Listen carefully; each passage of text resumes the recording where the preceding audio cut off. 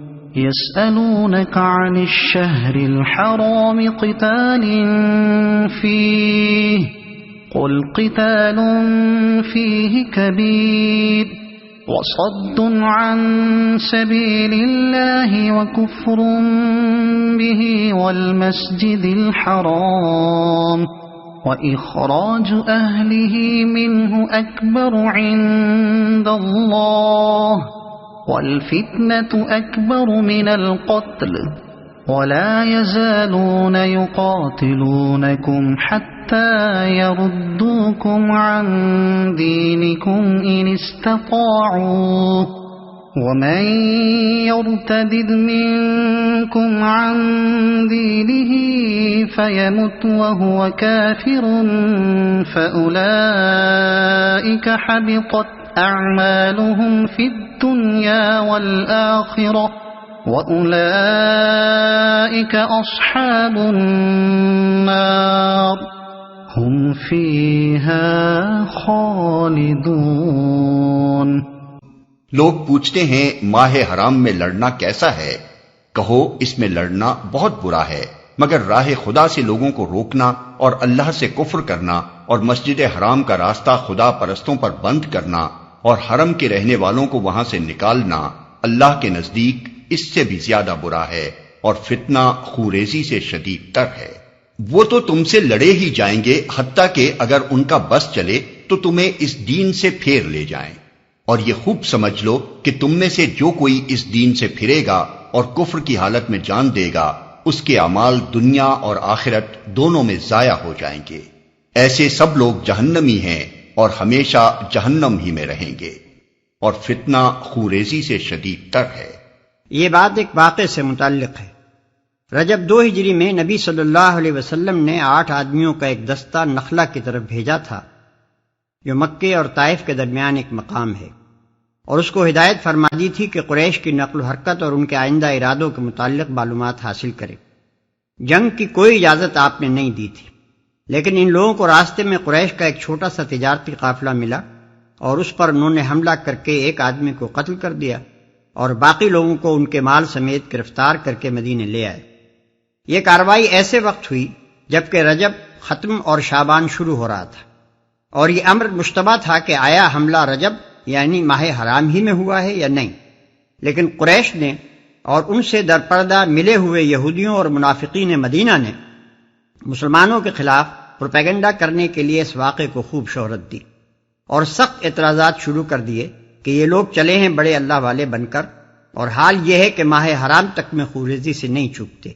انہی اعتراضات کا جواب اس آیت میں دیا گیا ہے۔ جواب کا خلاصہ یہ ہے کہ بلا شبہ ماہ حرام میں لڑنا بڑی بری حرکت ہے، مگر اس پر اعتراض کرنا ان لوگوں کے منہ کو تو زیب نہیں دیتا جنہوں نے 13 برس مسلسل اپنے سینکڑوں بھائیوں پر صرف اس لیے ظلم توڑے کہ وہ ایک خدا پر ایمان لائے تھے،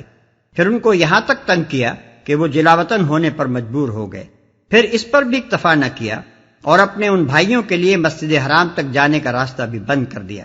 حالانکہ مسجد حرام کسی کی مملوکہ جائیداد نہیں ہے، اور پچھلے 2000 برس میں کبھی ایسا نہیں ہوا کہ کسی کو اس کی زیارت سے روکا گیا۔ اب جن ظالموں کا نامہ اعمال ان کرتوتوں سے سیاہ ہے،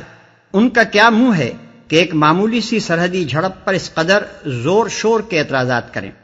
حالانکہ اس جھڑپ میں جو کچھ ہوا ہے وہ نبی کی اجازت کے بغیر ہوا ہے، اور اس کی حیثیت اس سے زیادہ کچھ نہیں ہے کہ اسلامی جماعت کے چند آدمیوں سے ایک غیر ذمہ دارانہ فعل کا ارتکاب ہو گیا ہے۔ اس مقام پر یہ بات بھی معلوم رہنی چاہیے کہ جب یہ دستہ قیدی اور مال غنیمت لے کر نبی صلی اللہ علیہ وسلم کی خدمت میں حاضر ہوا تھا تو آپ نے اسی وقت فرما دیا تھا کہ میں نے تم کو لڑنے کی اجازت تو نہیں دی تھی، نیز آپ نے ان کے لائے ہوئے مال غنیمت میں سے بیت المال کا حصہ لینے سے بھی انکار فرما دیا تھا، جو اس بات کی علامت تھی کہ ان کی یہ لوٹ ناجائز ہے۔ عام مسلمانوں نے بھی اس فعل پر اپنے ان آدمیوں کو سخت ملامت کی تھی، اور مدینے میں کوئی ایسا نہ تھا جس نے انہیں اس پر داد دی ہو، اور ہمیشہ جہنم ہی میں رہیں گے۔ مسلمانوں میں سے بعض سادہ لوح لوگ جن کے ذہن پر نیکی اور صلح پسندی کا ایک غلط تصور مسلط تھا، کفار مکہ اور یہودیوں کے مذکورہ بالا اعتراضات سے متاثر ہو گئے تھے۔ اس آیت میں انہیں سمجھایا گیا ہے کہ تم اپنی ان باتوں سے یہ امید نہ رکھو کہ تمہارے اور ان کے درمیان صفائی ہو جائے گی، ان کے اعتراضات صفائی کی غرض سے ہیں ہی نہیں، وہ تو دراصل کیچڑ اچھالنا چاہتے ہیں۔ انہیں یہ بات کھل رہی ہے کہ تم اس دین پر ایمان کیوں لائے ہو اور اس کی طرف دنیا کو دعوت کیوں دیتے ہو، بس جب تک وہ اپنے کفر پر اڑے ہوئے ہیں اور تم اس دین پر قائم ہو، تمہارے اور ان کے درمیان صفائی کسی طرح نہ ہو سکے گی۔ اور ایسے دشمنوں کو تم معمولی دشمن بھی نہ سمجھو جو تم سے مال و زر یا زمین چھیننا چاہتا ہے، وہ کمتر درجے کا دشمن ہے، مگر جو تمہیں دین حق سے پھیرنا چاہتا ہے وہ تمہارا بدترین دشمن ہے، کیونکہ پہلا تو صرف تمہاری دنیا ہی خراب کرتا ہے، لیکن یہ دوسرا تمہیں آخرت کے ابدی عذاب میں دھکیل دینے پر تلا ہوا ہے۔ ان الذين آمنوا والذين هاجروا وجاهدوا في سبيل الله اولئك يرجون رحمة الله والله غفور رحيم۔ بخلاف اس کے جو لوگ ایمان لائے ہیں اور جنہوں نے خدا کی راہ میں اپنا گھر بار چھوڑا اور جہاد کیا ہے، وہ رحمت الہی کے جائز امیدوار ہیں، اور اللہ ان کی لغزشوں کو معاف کرنے والا اور اپنی رحمت سے انہیں نوازنے والا ہے۔ اور جہاد کیا ہے، جہاد کے معنی ہے کسی مقصد کو حاصل کرنے کے لیے اپنی انتہائی کوشش صرف کر دینا۔ یہ محض جنگ کا ہم معنی نہیں ہے، جنگ کے لیے تو قتال کا لفظ استعمال ہوتا ہے، جہاد اس سے وسیع تر مفہوم رکھتا ہے، اور اس میں ہر قسم کی جد و جہد شامل ہے۔ مجاہد وہ شخص ہے جو ہر وقت اپنے مقصد کی دھن میں لگا ہو، دماغ سے اسی کے لیے تدبیریں سوچے، زبان و قلب سے اسی کی تبلیغ کرے، ہاتھ پاؤں سے اسی کے لیے دوڑ دھوپ اور محنت کرے، اپنے تمام امکانی وسائل اس کو فروغ دینے میں صرف کر دے، اور ہر اس مزاحمت کا پوری قوت کے ساتھ مقابلہ کرے جو اس راہ میں پیش آئے، حتیٰ کہ جب جان کی بازی لگانے کی ضرورت ہو تو اس میں بھی دریغ نہ کرے۔ اس کا نام ہے جہاد۔ اور جہاد فی سبیل اللہ یہ ہے کہ یہ سب کچھ صرف اللہ کی رضا کے لیے اور اس غرض کے لیے کیا جائے کہ اللہ کا دین اس کی زمین پر قائم ہو اور اللہ کا کلمہ سارے کلموں پر غالب ہو جائے، اس کے سوا اور کوئی غرض مجاہد کے پیش نظر نہ ہو۔ يسألونك عن الخمر والميسر قل فيهما إثم كبير ومنافع للناس وإثمهما أكبر من نفعهما ويسألونك ماذا ينفقون قل العفو كذلك يبين الله لكم الآيات لعلكم تتفكرون في الدنيا والآخرة۔ پوچھتے ہیں شراب اور جوئے کا کیا حکم ہے؟ کہو ان دونوں چیزوں میں بڑی خرابی ہے، اگرچہ ان میں لوگوں کے لیے کچھ منافع بھی ہیں، مگر ان کا گناہ ان کے فائدے سے بہت زیادہ ہے۔ پوچھتے ہیں ہم راہ خدا میں کیا خرچ کریں؟ کہو جو کچھ تمہاری ضرورت سے زیادہ ہو۔ اس طرح اللہ تمہارے لیے صاف صاف احکام بیان کرتا ہے، شاید کہ تم دنیا اور آخرت دونوں کی فکر کرو، مگر ان کا گناہ ان کے فائدے سے بہت زیادہ ہے۔ یہ شراب اور جوئے کے متعلق پہلا حکم ہے، جس میں صرف اظہار ناپسندیدگی کر کے چھوڑ دیا گیا ہے تاکہ ذہن ان کی حرمت قبول کرنے کے لیے تیار ہو جائیں۔ بعد میں شراب پی کر نماز پڑھنے کی ممانعت آئی، پھر شراب اور جوئے اور اس نوعیت کی تمام چیزوں کو قطعی حرام کر دیا گیا۔ ملاحظہ ہو سورہ نساء آیت 43، سورہ مائدہ آیت 90۔ وَيَسْأَلُونَكَ عَنِ الْيَتَامَى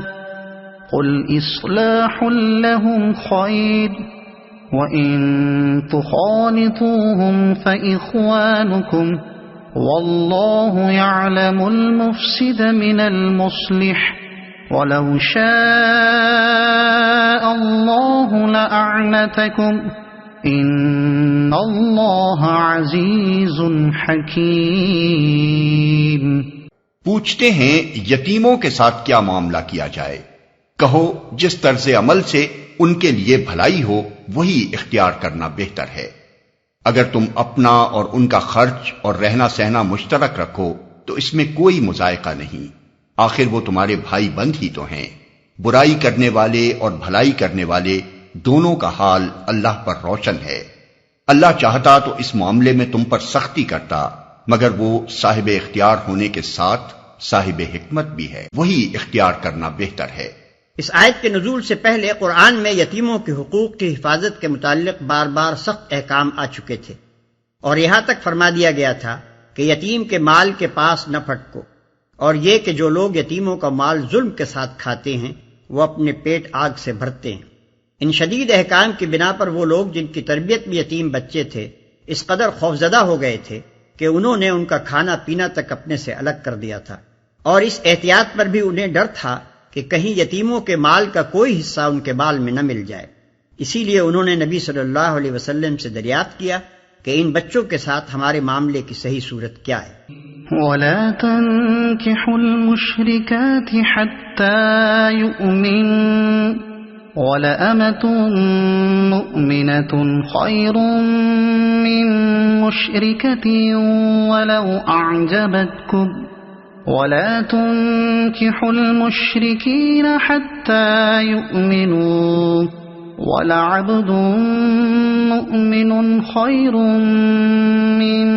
مُّشْرِكٍ وَلَوْ أَعْجَبَكُمْ أُولَئِكَ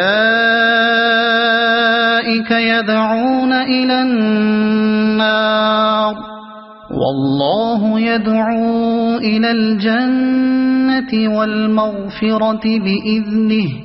وَيُبَيِّنُ آيَاتِهِ لِلنَّاسِ لَعَلَّهُمْ يَتَذَكَّرُونَ۔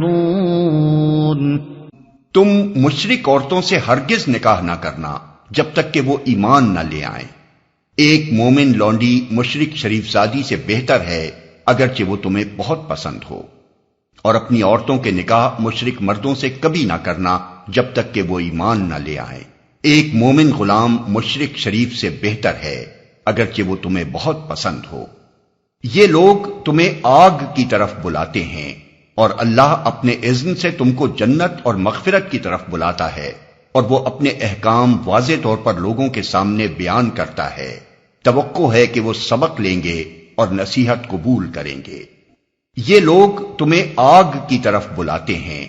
یہ ہے علت و مصلحت اس حکم کی جو مشرکین کے ساتھ شادی بیاہ کا تعلق نہ رکھنے کے متعلق اوپر بیان ہوا تھا۔ عورت اور مرد کے درمیان نکاح کا تعلق محض ایک شہوانی تعلق نہیں ہے، بلکہ وہ ایک گہرا تمدنی، اخلاقی اور قلبی تعلق ہے۔ مومن اور مشرک کے درمیان اگر یہ قلبی تعلق ہو تو جہاں اس امر کا امکان ہے کہ مومن شوہر یا بیوی کے اثر سے مشرک شوہر یا بیوی پر اور اس کے خاندان اور آئندہ نسل پر اسلام کے عقائد اور طرز زندگی کا نقش ثبت ہوگا، وہیں اس امر کا بھی امکان ہے کہ مشرک شوہر یا بیوی کے خیالات اور طور طریقوں سے نہ صرف مومن شوہر یا بیوی بلکہ اس کا خاندان اور دونوں کی نسل تک متاثر ہو جائے گی۔ اور غالب امکان اس امر کا ہے کہ ایسے ازدواج سے اسلام اور کفر و شرک کی ایک ایسی باجون مرکب اس گھر اور اس خاندان میں پرورش پائے گی جس کو غیر مسلم خواہ کتنا ہی پسند کریں مگر اسلام کسی طرح پسند کرنے کے لیے تیار نہیں ہے۔ جو شخص صحیح معنوں میں مومن ہو وہ محض اپنے جذبات شہوانی کی تسکین کے لیے کبھی یہ خطرہ مول نہیں لے سکتا کہ اس کے گھر اور اس کے خاندان میں کافرانہ و مشرکانہ خیالات اور طور طریقے پرورش پائیں، اور وہ خود بھی نادانستہ اپنی زندگی کے کسی پہلو میں کفر و شرک سے متاثر ہو جائے۔ اگر بالفرض ایک فرد مومن کسی فرد مشرک کے عشق میں بھی مبتلا ہو جائے تب بھی اس کے ایمان کا اقتضا یہی ہے کہ وہ اپنے خاندان، اپنی نسل اور خود اپنے دین و اخلاق پر اپنے شخصی جذبات قربان کر دے۔